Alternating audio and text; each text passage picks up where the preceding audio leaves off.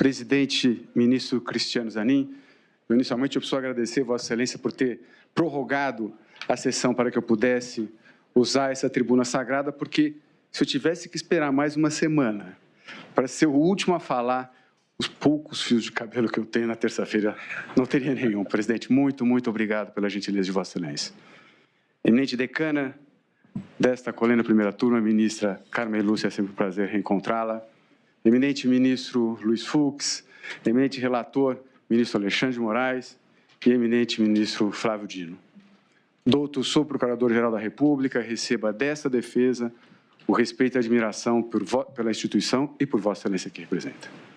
Eminentes advogados que divido a tribuna, senhoras e senhores serventuários da Justiça. Senhor Presidente, eu gostaria inicialmente de fazer 2 registros. Em toda oportunidade que eu tiver como advogado e como cidadão, eu quero dizer que vou prestar solidariedade ao Supremo Tribunal Federal e aos seus integrantes pelos ataques que essa Corte vem recebendo.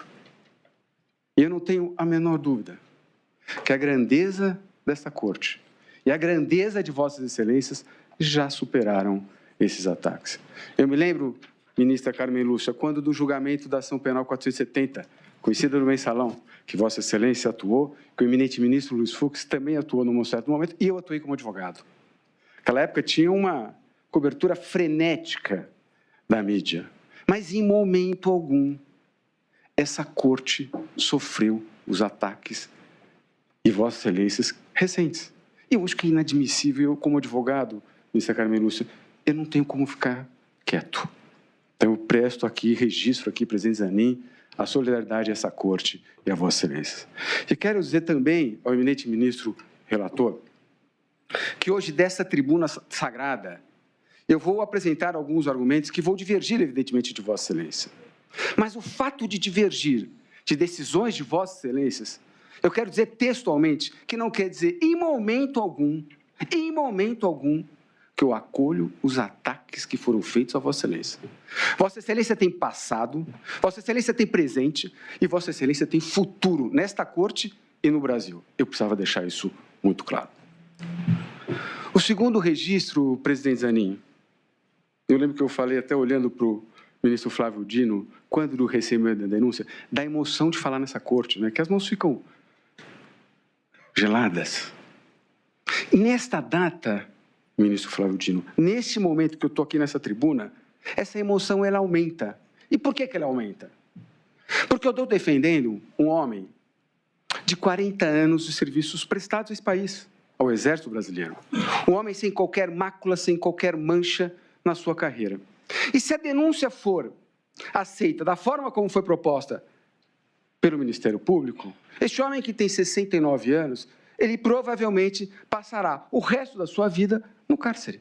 Portanto, a responsabilidade desse advogado e a responsabilidade desta Corte é brutal. E é evidentemente que este advogado fica emocionado com essa situação de um cliente que, evidentemente, eu passei a ter uma relação.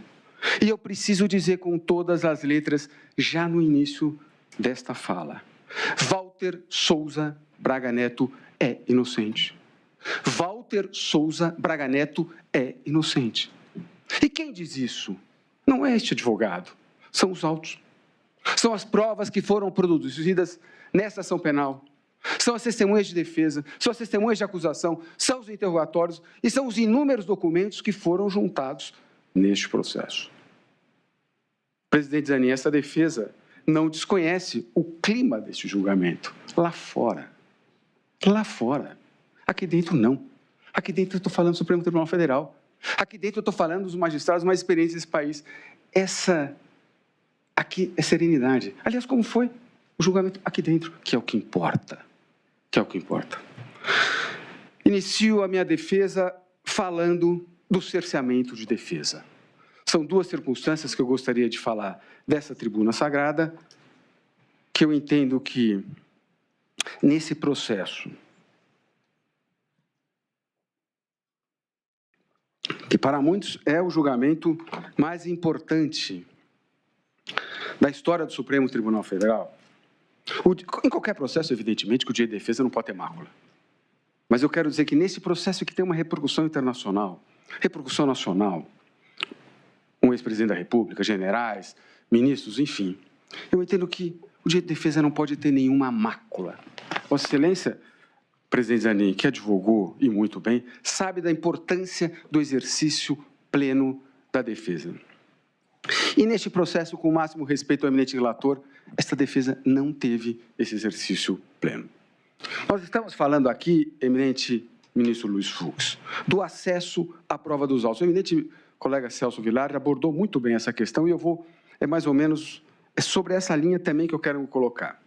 Nós tivemos acesso, e o eminente relator disponibilizou, evidentemente, as peças às defesas, mas nós tivemos acesso, ministro Flávio Dino, à totalidade, à quase totalidade de todos os documentos no dia 17 de maio deste ano. 2 dias antes do início da instrução. Depois, em 6 de junho e 7 de julho, essa documentação foi complementada por ofícios da Polícia Federal. Pois bem, nós estamos falando de mais de 70 terabytes de documentos. É uma quantidade industrial. Me lembro quando a imprensa fez uma matéria, 225 milhões de mensagens e áudios. Mais de 1.200 aparelhos celulares apreendidos. Mais de 1.200 laudos. E essa ação penal que Vossas Excelências hoje analisam, ela não é oriunda apenas de um inquérito policial. Tem mais 19 procedimentos correlatos com a inicial que foi apresentada a Vossas Excelências. Não seria razoável que as defesas, e todas as defesas pleitearam, e todas as defesas tiveram seus pleitos negados, tivessem um pouco mais de tempo para analisar esse processo? Não seria razoável, eminente ministro Luiz Fux? Evidentemente que sim. Ninguém quer a prescrição, ninguém quer que esse processo... E é um processo que, evidentemente, que tem que acabar. Mas que tivesse um tempo mais razoável, presidente Zanin. Recentemente, o CNJ apresentou um documento que chama-se Justiça com Dados. E um procedimento, eminente ministra Carmen Lúcia, que tramita no juizado especial, dura 9 meses. Este procedimento, da data do recebimento da denúncia até hoje, nós estamos falando em 6 meses. Bom, disse tem um réu preso, nosso cliente, que nós nos insurgimos inúmeras vezes contra a sua prisão. Evidentemente que com o processo com o réu preso, o prazo tem que ser mais rápido. Mas essa rapidez não pode prejudicar o direito de defesa, ministro Fux. E nós não estamos falando dessa quantidade industrial de documentos que foram disponibilizados pela imprensa, perdão, a defesa, de maneira organizada, né, que a Polícia Federal fez um começo, meio, enfim. Não, é o documento dump. Ela despejou esse processo, e essa forma, eminente ministro Flávio Dino, que a Polícia Federal colocou esses documentos, a defesa não tem como olhar. Para Vossa Excelência, nós juntamos um laudo técnico que está aqui juntado nessa ação penal, só para conseguir abrir todos os documentos, nós demoramos mais de 30 dias. Portanto, é evidente que a defesa teve a sua atuação cerceada por essa questão, por falta de tempo minimamente razoável. Aqui ninguém está pedindo uma coisa de 1 ano para depois, não é isso, mas que ela pudesse exercer a sua defesa. Segundo cerceamento de defesa, e sempre registrando o respeito ao eminente relator, é o fato de ter sido negado a esta defesa gravar o ato de acareação que foi celebrado entre Walter Souza Braga Neto e o réu colaborador. Sua Excelência, o presidente Zanin, quando abriu os trabalhos dessa sessão, disse exatamente, falou da publicidade desse julgamento, que a TV Justiça estaria transmitindo a audiência de ontem e a audiência de hoje, a sessão de ontem e a sessão de hoje. O eminente relator, quando fez o seu relatório, pontuou a importância da publicidade nesta ação penal. E evidentemente que tem que ser pública mesmo. Mas por que todos os atos processuais desta ação penal, oitiva de testemunhas, acusação, defesa, interrogatório, tudo, a audiência de recebimento da denúncia, todos os atos foram públicos, todos os atos foram gravados. E por que a cariação não foi? Qual o fundamento legal, ministra Carmen Lúcia, para não se gravar esse ato? Com a máxima vênia e com o máximo respeito. Não existe fundamento legal para isso. Não existe. Sua Excelência, o eminente relator, fundamentou a decisão e eu vou pedir vênia para ler. O que acontece? É instalado o ato da cariação, este advogado pediu a palavra pela ordem, indagou a Sua Excelência se o ato seria gravado, o eminente relator disse que não. Eu perguntei se eu poderia gravar e Sua Excelência também disse que não. E constou na ata. A gravação poderia gerar pressões indevidas, inclusive por meio de vazamentos pretéritos, do que seria ou não perguntado aos corréus, que poderiam comprometer a instrução processual. Importante que se diga que a cariação foi o último ato da instrução processual. Portanto, ela não poderia prejudicar qualquer outro ato processual. Se tivesse vazamentos pretéritos, e aí seria este advogado, porque é este advogado que estaria gravando, que esse advogado, se tivesse feito um mau uso das gravações, que sofresse as penas da lei. Mas, com o máximo respeito, não há fundamento legal para essa negativa. Todos os atos processuais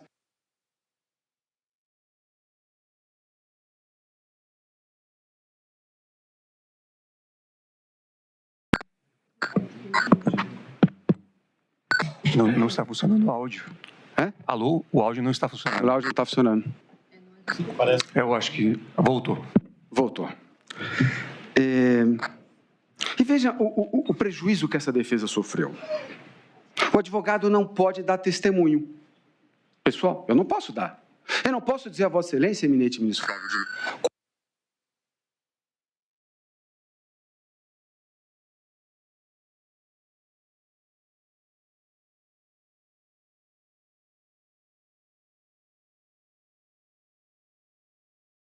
acho que retornou agora. Acredito que houve o retorno agora. Sim, obrigado, presidente. Então, eu dizia, ministro Flávio Dino, que o advogado não pode dar um testemunho, pessoal. Então, eu não posso dizer a Vossas Excelências quais foram as expressões do réu colaborador que mente quando foi interpelado pelo general Braga Neto. Se ele ficou com a cabeça baixa, se ele ficou com a cabeça acima. Se o meu cliente o interpelou, o que o meu cliente disse sobre essas afirmações, as afirmações dele, eu não pude dizer. E a lei me permite, a jurisprudência dessa corte permite, a jurisprudência do Superior Tribunal de Justiça permite que os advogados possam gravar. Portanto, com o máximo respeito, a defesa entende que essa decisão do eminente relator maculou o direito de defesa. E, por esse motivo, o processo deve ser anulado a partir deste ato. O ministro Zanin, que honrou a beca e hoje honra a toga, sabe muito bem o que é a prerrogativa, o que são as prerrogativas dos advogados. Quando o advogado tem a sua prerrogativa violada, na verdade é um cidadão. É um cidadão da sociedade civil, porque é ele que outorga um mandato para que este advogado venha defendê-lo perante a justiça. Portanto, eram essas duas questões que eu gostaria de colocar a respeito do cerceamento de defesa. Passo agora, presidente, a falar dos vícios do acordo de colaboração premiada. E eu me lembro muito bem da fala do eminente ministro Luiz Fux, a quem sempre eu vou render minhas homenagens, que quando do recebimento da inicial, e essa corte validou o acordo de colaboração premiada, Sua Excelência mencionou textualmente: neste momento, nesta fase, eu acompanho a maioria para dar validade, reconhecer a validade do acordo de colaboração premiada, mas me reservo, de ao final, em manifestar efetivamente sobre isso. Portanto, a defesa, evidentemente, que entende que há necessidade de se abordar novamente, ministro Flávio Dino, os vícios dessa colaboração. E já vou dizer desde logo que eu vou rebater ponto por ponto da colocação do eminente advogado do réu colaborador, quando mencionou aqui sobre a voluntariedade. 3 são os vícios que essa defesa entende que tem desse acordo de colaboração premiada. Um acordo celebrado entre Polícia Federal e colaborador sem a participação do Ministério Público. É o colaborador preso durante 4 meses, Em 3 dias, ele negocia as condições, presta 6 depoimentos sobre 9 temas. E não são os depoimentos, eminente ministro Luiz Fux, que lá na frente, as várias versões que o réu colaborador fala sobre Braga Neto, né? Nós estamos falando ainda no início. Portanto, ele faz este acordo às pressas, sem anuência do Ministério Público. Eu quero dizer que eu sou um defensor do acordo de colaboração premiada. Eu acho que é um exercício do direito de defesa, fundamental. Mas ele tem que ser coerente, ele tem que ter provas do que se fala. Pois bem, o que fez o Ministério Público quando foi Estado a se manifestar sobre esse acordo entre polícia e colaborador? Não vou referendar. Vou instaurar um procedimento para, inclusive, para que o colaborador traga provas. E ele estava preso, né? Ele ficou preso 4 meses. E eu me lembro depois que o nosso Congresso, o Supremo Tribunal Federal, chegou-se a discutir, ministro Flávio Dino, se uma pessoa poderia celebrar um acordo, não sei se Vossa Excelência vai se recordar disso, de colaboração premiada quando ele estivesse preso. Chegou a ter esse debate no Brasil. Chegou a debate no Congresso e chegou a ter esse debate nesta Corte. Por quê? Diante de tantos acordos que foram feitos, sem provas, sem coerência, com coladores que emitiam. Portanto, precisa se dizer com todas as letras que este colaborador ficou 4 meses e, durante 4 meses, privado, inclusive, de falar com a família, com a esposa e com o filho. E com o pai, perdão. Portanto, a primeiro vício é que ele não tem a manifestação, a anuência do Ministério Público, lembrando que esta Corte tem uma decisão do plenário do Supremo Tribunal Federal, com votos maravilhosos, especificamente do ministro Gilmar Mendes e do ministro Dias Toffoli, que fala da importância, da relevância da manifestação do Ministério Público. Posteriormente, Sua Excelência, o eminente relator, menciona que durante as investigações, mas após a homologação, a PGR opinou pela manutenção do acordo, o que é verdade, mas quando da celebração do acordo, esse fato não ocorreu. A segunda questão da nulidade deste acordo é a falta de ausência de provas, né? Evidentemente, também naquela época, ministro Flávio Dino, esta Corte debateu, nos acordos que tinham sido celebrados na Lava Jato, a falta de apresentação de provas. Neste caso, o Ministério Público instaurou um procedimento para que o réu colaborador apresentasse provas e ele não apresentou. Apenas uma narrativa, eminente ministro Flávio Dino, uma narrativa que a Polícia Federal fez com que ele tivesse e que o Ministério Público abraçou de todas as formas essa narrativa, que é uma narrativa bem colocada, bem escrita, mas absolutamente desprovida de provas.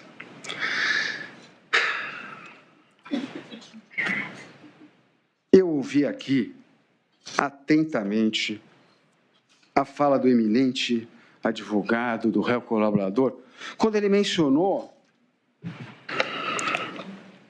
que o réu colaborador fez este acordo tranquilo, de livre e espontânea vontade. Leu aqui um trecho de um áudio dele. Isso aqui não é nada, isso é uma divergência, é tão natural ter divergência. Voluntariedade é o requisito fundamental para a celebração de um acordo de colaboração premiada e todos os operadores de direito sabem isso. Nestes autos, neste processo, o que menos existiu, respeitando entendimentos diversos, foi a voluntariedade. A revista Veja, de fato, publicou em 2024 uma matéria com áudios do colaborador com o interlocutor. Áudios esses que jamais foram desmentidos pela parte. Eu peço licença para ler rapidinho. Queriam que eu falasse coisa que eu não sei, que não aconteceu. Eles não aceitavam e discutiam. Eles queriam só que eu confirmasse a narrativa deles. Eles estão com a narrativa pronta. Eles não queriam saber a verdade. Eles queriam só que eu confirmasse a narrativa deles. Entendeu? Disse ainda o réu colaborador. Eles são a lei agora. A lei já acabou há muito tempo. A lei é eles. Eles são a lei. O Alexandre de Moraes é a lei. Ele prende, ele solta quando ele quiser. Com o Ministério Público, sem Ministério Público, com acusação, sem acusação. ID FC 43 609 e PET 11767.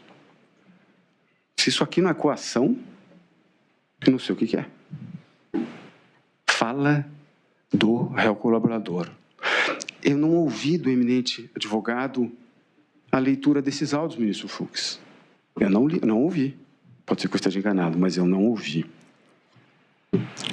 Nessa ação penal, já na instrução dessa ação penal, a revista Veja traz outra matéria com diálogos do réu colaborador e com um advogado que atua neste feito.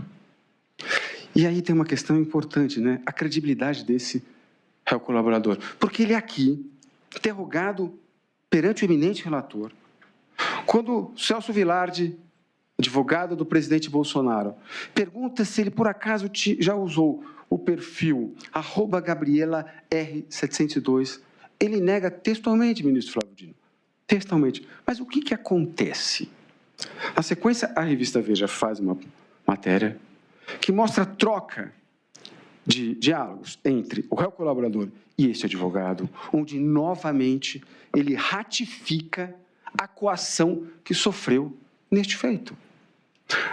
Eu ouvi da tribuna e li uma petição que os eminentes advogados contestam que o réu colaborador teria mantido esse diálogo. Mas, como bem disse o Celso Vilardi, tem um ofício da Meta que informa textualmente que esta conta está vinculada a qual e-mail? E-mail do réu colaborador. Mais do que isso, é apreendido o celular do réu colaborador. O que encontram nesse celular, eminente ministro Luiz Fux? A senha dessa conta. Ah, mas não foi feita uma ata. É isso mesmo? Vai se negar que ele era um interlocutor? É inacreditável. Portanto, ele mentiu a Vossa Excelência no seu interrogatório e mentiu porque continuou falando com pessoas que não poderia falar sobre um tema de colaboração premiada, porque é sigiloso, ele deveria manter o sigilo. E mais do que isso, ratificou a coação. Portanto, não há a menor dúvida que a voluntariedade neste acordo de colaboração premiada ficou ali, ó, à margem. Esquece voluntariedade. Esquece voluntariedade. Foi coagido, sim, e quem diz isso é ele. Não é este advogado, não são os outros advogados que usaram a tribuna, é simplesmente ele. Portanto, a defesa entende que esse acordo está maculado por esses três vícios e ratifica o que disse quando recebeu a denúncia, que este é o momento que essa corte pode rever essa decisão. Passo agora, presidente, ao mérito.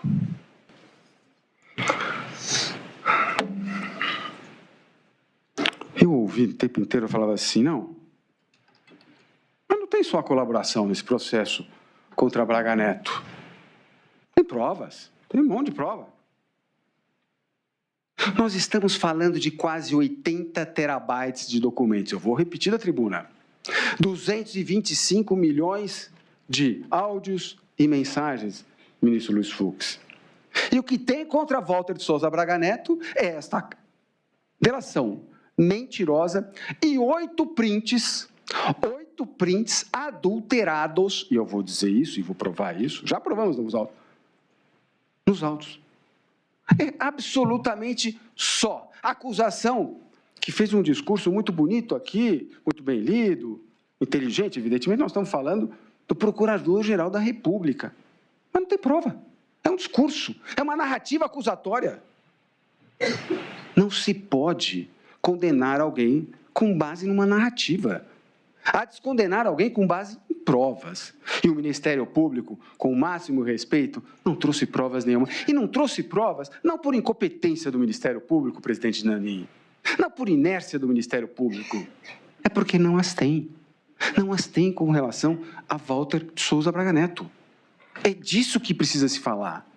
Com todo esse documento, com toda essa quantidade industrial de documentos, ministra Carmen Lúcia, o que nós temos contra Braga Neto é esta delação, que eu vou aqui a seguir rebater ponto por ponto, e oito prints contra Braga Neto? Não é possível, não é possível. Olha a afirmação que constou da manifestação da PGR. Valendo-se do seu poder de influência no núcleo decisório mais importante da presidência da República, o réu atuou de forma incisiva para garantir o êxito da empreitada golpista, coordenando as ações mais violentas da organização criminosa. É duríssimo esse parágrafo. É duríssimo esse parágrafo que a PGR faz ao meu cliente. E a PGR, presidente Zanin, ela se baseia na fala de Mauro Cid para duas afirmações. Que o encontro realizado na casa de Braga Neto, de aproximadamente 20 minutos, foi debatido o plano Punhal Verde, Amarelo e Copa 2022. E o financiamento, a entrega por parte de General Braga Neto para dar suporte à execução do plano. Ministro Luiz Fux, eu queria saber em qual das inúmeras versões apresentadas pelo colaborador a PGR se manifestou. E aqui está quando Vossa Excelência fala 9, 10 delações. Eu vou mostrar a Vossa Excelências nos 7 versões que foram apresentadas pelo réu colaborador. É inacreditável. Sobre o general Braga Neto. Em qual a Corte, o Ministério Público se apoiou? Vai se condenar uma pessoa com base em 7 versões. Isso não é prova. Isso é uma farsa. Isso é uma mentira. Uma mentira de quem não respeita ninguém, de quem não tem credibilidade. A primeira versão, ministro Fux, foi apresentada alguns dias depois, após a celebração do acordo. Em 28/8/2023, o réu colaborador presta um depoimento, ministro Flávio Dino, na Polícia Federal. Pois bem, neste depoimento, ele não fala absolutamente nada do encontro na casa de Braga Neto. Ele presta um depoimento e ele diz o seguinte, desmentindo, inclusive, esse parágrafo fortíssimo que eu li da fala da PGR. Ele diz que Braga Neto não participava do grupo dos moderados. Então, esta foi a primeira versão que ele apresenta, 28/8/23, na Polícia Federal. Ele nada fala, ministra Carmen Lúcia, sobre dinheiro e elaboração e discussão de qualquer plano que atentasse contra o Estado Democrático de Direito. Segunda versão, depoimento prestado em 11 de março de 24. Essa foi o primeiro depoimento que ele menciona, ministro Fux, o encontro na casa de Braga Neto. E é importante que se diga que Braga Neto, naquela oportunidade, ele tinha sido um interventor, ele tinha sido ministro de Estado e ele tinha sido candidato à vice-presidência. Portanto, ele era uma celebridade dentro do Exército. Portanto, era absolutamente natural que ele recebesse, que ele fosse procurado para uma visita, para tirar uma foto. Este foi o primeiro depoimento que ele menciona em 11 de março de 24, portanto, muito tempo depois que ele celebrou o acordo de colaboração premiada, que ele menciona este encontro, ministro Flávio Dino. E ele diz que foi um encontro absolutamente para isso, para abraçar e conhecer os dois oficiais que não conheciam o general Braga Neto na sua casa. Foram até lá e terminou, e foi esse encontro. Ele é chamado pela Polícia Federal. E foi exatamente depois desse depoimento que ele começa a sofrer a coação por parte da Polícia Federal para que ele acolhesse a narrativa da Polícia Federal. Ele diz isso com todas as letras posteriormente. Terceira versão, presidente. Nessa terceira versão, novamente, ministro, ele fala que a Polícia Federal queria que ele dissesse coisas que ele não disse. Exatamente sobre esse encontro na casa de Braga Neto. Depoimento prestado em 19/11/2024. E aí vai para o quarto depoimento, para a quarta versão.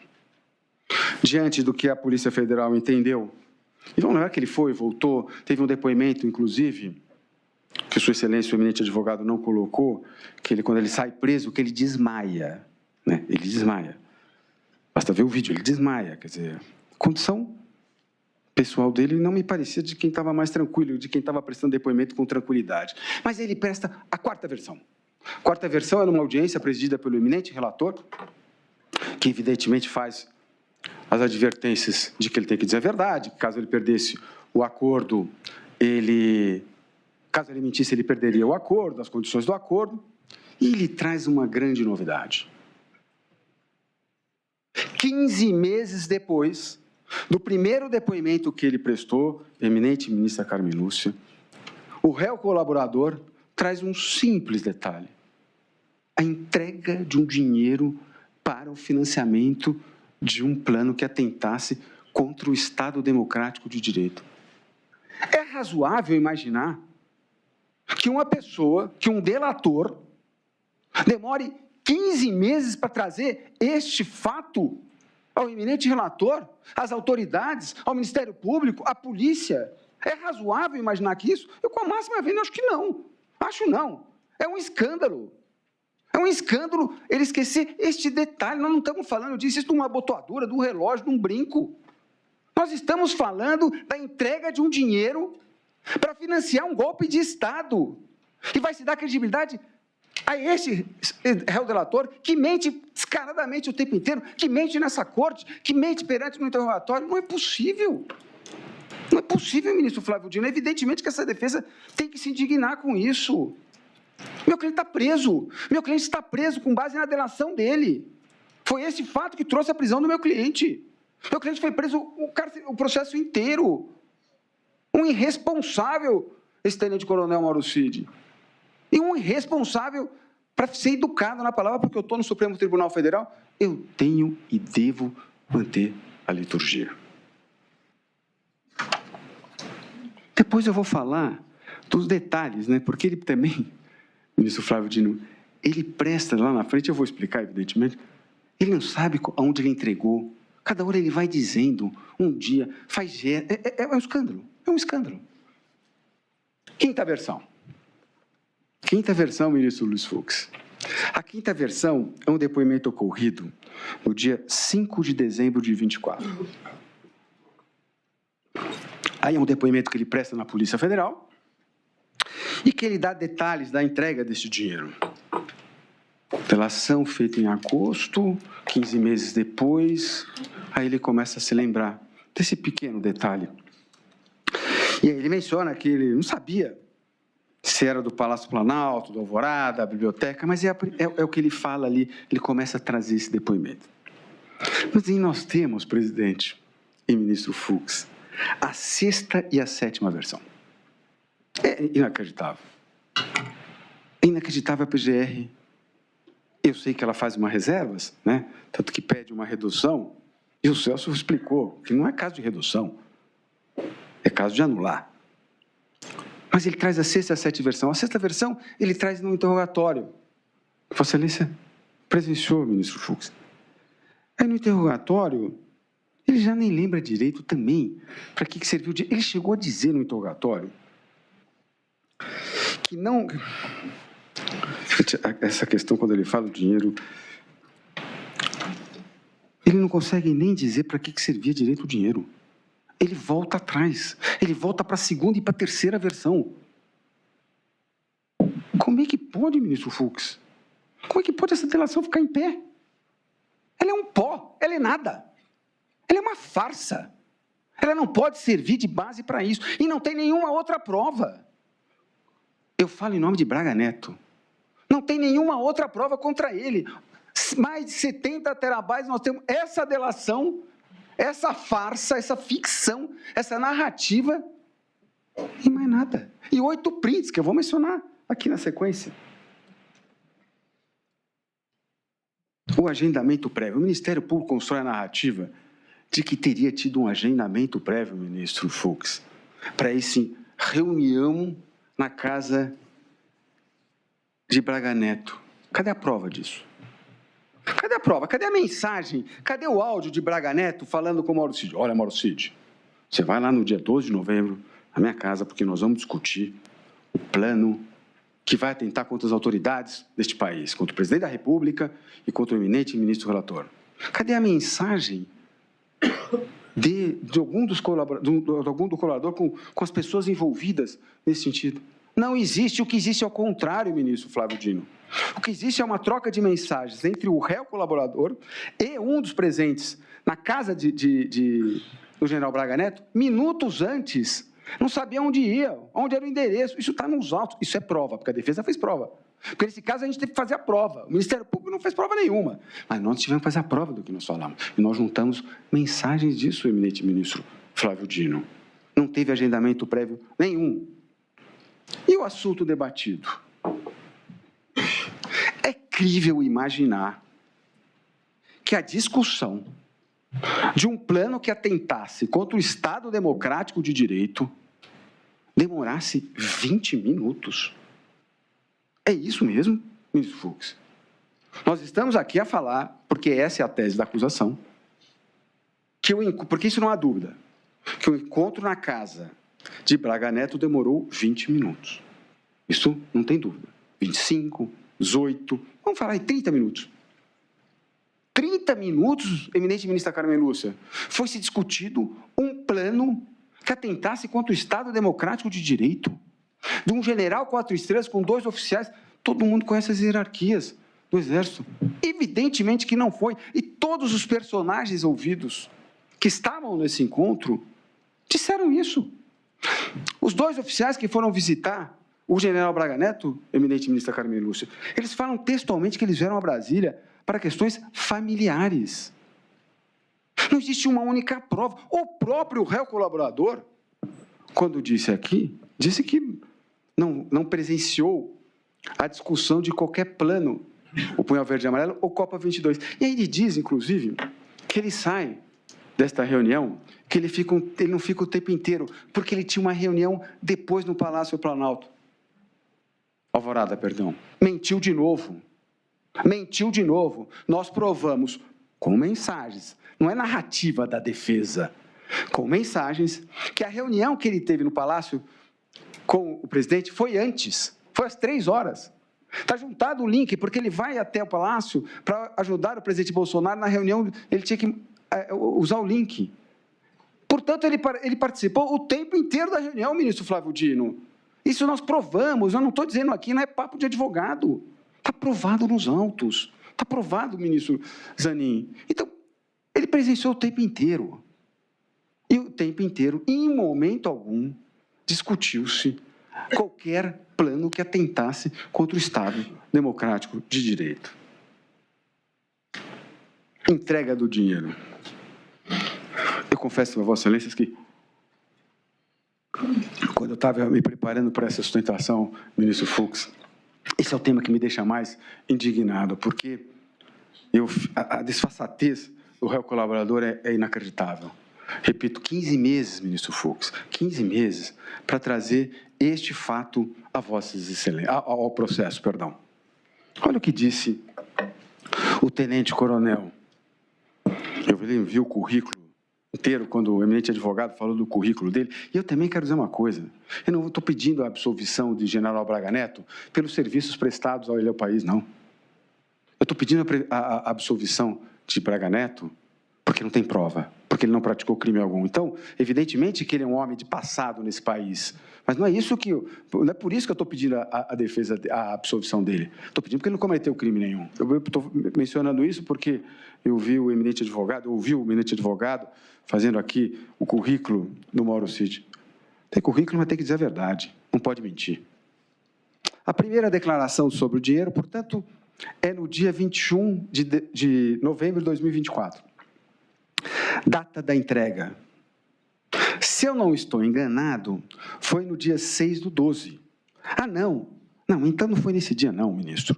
Acho que foi antes. Foi antes. Local da entrega. Palácio do Planalto ou da Alvorada. Segundo depoimento, em 5 de dezembro de 2024. Isso nós estamos, evidentemente, que está juntado aos autos, inclusive com a página e com o ID. Só não vou ler para não cansar Vossas Excelências, mas, evidentemente, que eu sei que tem que fazer a referência aos documentos. Data da entrega. 15 dias depois, hein? Eu não consigo lembrar o dia. O local da entrega. Eu tenho quase certeza que foi no Alvorada. Até me lembro que eu botei na minha mesa, ali na biblioteca do Alvorada. Agora aqui ele já me traz a biblioteca. 9/6/25, no interrogatório nesta corte, no Supremo Tribunal Federal. Data da entrega. Aí depois, acho que realmente o espaço temporal não me recordo. Como é que não se recorda de um detalhe desse? Local de entrega. Com certeza foi no Alvorada. O local efetivo não me lembro. Talvez na garagem, ou ali no corredor, na sala dos ajudantes de ordens, ali. Este advogado. Pode ter sido numa garagem, é isso? Pode ter sido na garagem do Alvorada. Agora nós estamos na garagem. 24/6/25, na Cariação. Data da entrega. 1 ou 2 semanas depois do encontro na residência do general. Acredita que o recebimento teria ocorrido no dia 9 de dezembro. É uma outra data. Local de entrega. Aí ele já começa a tirar para tudo quanto é lado. Disse que não se recordaram exatamente, mas que pode ter sido em um dos 3 lugares onde transitava mais no Alvorada. Ou seja, a garagem privativa, a sala de ajudantes de ordens ou no estacionamento ao lado da piscina. Presidente Zanin, é essa fala que vai pôr na cadeia o meu cliente por mais de 20 anos, 30 anos? É com essa fala, com essa mentira, com esse vai e volta que o meu cliente vai permanecer na cadeia e vai morrer no cárcere? Ele não consegue dizer onde foi, ele não consegue precisar a data. Como é que pode? Como é que pode? Isso pode dar base a um decreto condenatório. E a narrativa do Ministério Público é interessante, porque ela diz o seguinte, que esse dinheiro, esse suposto dinheiro dado por Braga Neto, foi o que bancou o plano. As passagens, a hospedagem, o transporte, a alimentação. Está provado nos autos que todos esses gastos, que chegaram ao total de R$ 8.500, R$ 9.000, foram feitos, eminente ministra Carmen Lúcia, com cartão de crédito, não com dinheiro. O único gasto que teria sido feito com dinheiro, ministra Carmen Lúcia, foi a compra de um celular por volta de R$ 2.500. Portanto, também essa narrativa acusatória, ela não para em pé. E o réu colaborador disse que recebeu este dinheiro numa sacola de vinho, lacrada. Ele disse que não abriu essa sacola. Como é que ele sabe que era dinheiro? Como é que ele faz aquele gesto num ato falho aqui no interrogatório assim? É inacreditável. Ele é um artista. Ele é um artista. Ele é um artista de péssima qualidade. Quando ele faz assim com a mão, eu indaguei a ele, o senhor tem prova dessa entrega de dinheiro? Não. O senhor tem prova dessa entrega de dinheiro? Não. Ele disse isso. Portanto, vai se ataca a reputação do meu cliente, porque foi e nós vamos lembrar disso, foi exatamente a fala da entrega do dinheiro que teve como consequência a prisão de Braga Neto. Portanto, cai por terra essa delação. Essa delação não fica em pé de jeito nenhum.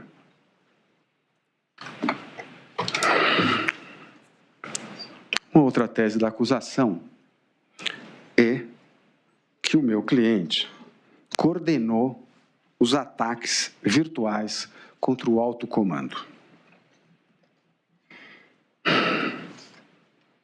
É um outro tema que me irrita, com todo respeito, presidente Zanin.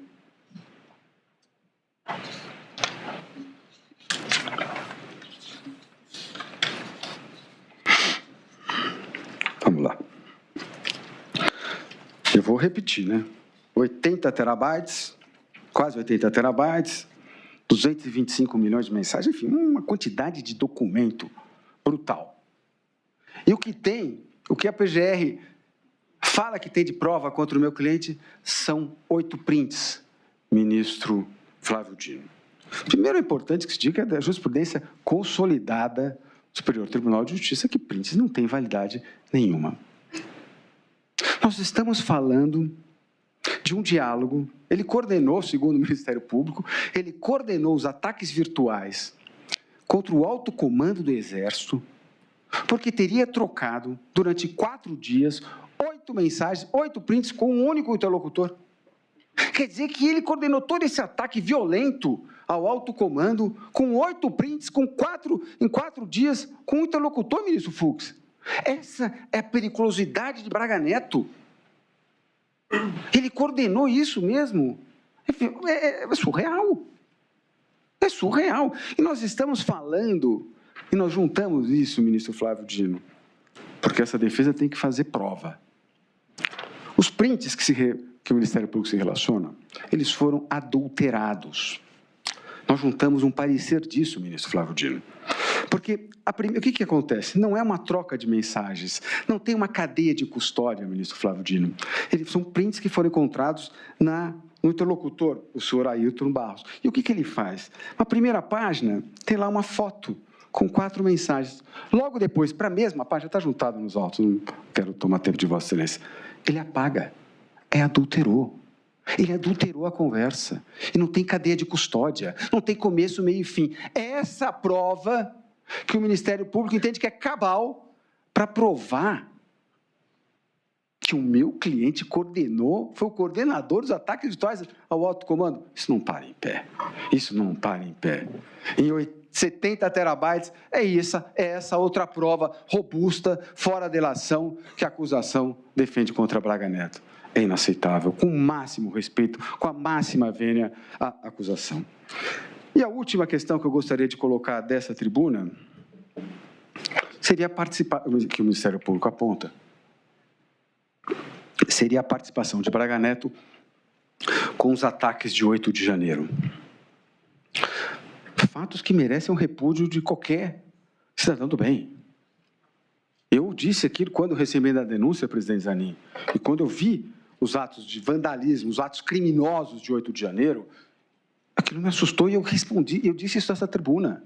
E vou dizer sempre, evidentemente que ninguém pode achar que aquilo é um passeio no parque, como disse o eminente relator, quando do recebimento da denúncia. Evidentemente que não. Eu acho que eu tenho obrigação de dizer isso aqui. Agora, eu também preciso dizer, tenho obrigação de dizer que o Braga Neto não tem nada a ver com aquilo.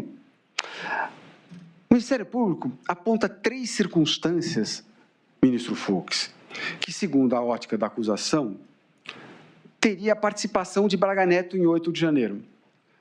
A primeira participação é um áudio do general Mário Fernandes, encaminhado a Braga Neto, que ele solicita que o Braga Neto interceda para o não cumprimento de um mandado nos manifestantes.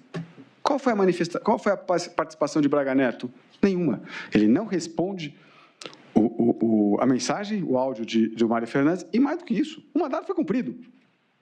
A segunda participação de Braga Neto em 8 de janeiro, segundo Sua Excelência, o Procurador-Geral da República, seria também um áudio que Mário Fernandes encaminha a Braga Neto para que ele gravasse vídeos apoiando os manifestantes dos quartéis.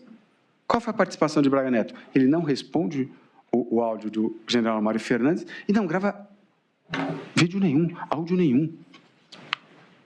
Portanto, são essas 2 questões. E a terceira questão, inclusive o eminente procurador, doutor Paulo Gonet, professor Paulo Gonet, quando ele fala da sua tese, ele menciona, ministro Fux, um vídeo juntado pelo réu colaborador de um diálogo de Braga Neto que teria sido num acampamento.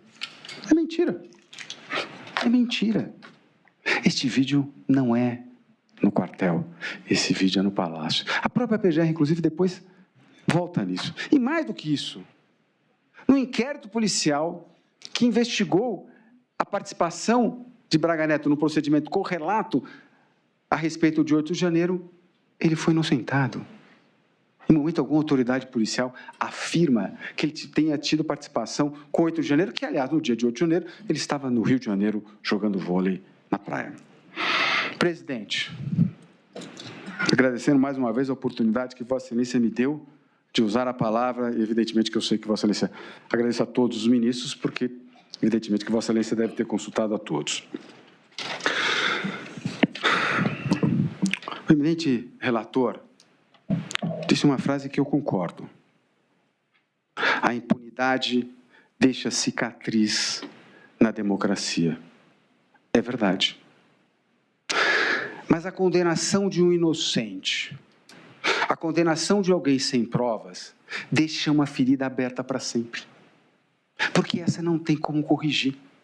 A condenação de um inocente, ela deixa uma ferida aberta. Não tem como cicatrizar. A democracia, o Estado democrático de direito, evidentemente que tem que ser defendido por todos. Mas, mesmo nessa defesa, nós não podemos deixar de lado o princípio da presunção de inocência. Eram essas as palavras que eu gostaria de dizer nessa tribuna sagrada, emocionado por estar falando perante o Supremo Tribunal Federal, agradecer a atenção de Vossas Excelências e cumprimentar, presidente Zanin, Vossa Excelência pela coordenação e organização desses trabalhos. Meu muito obrigado a todos.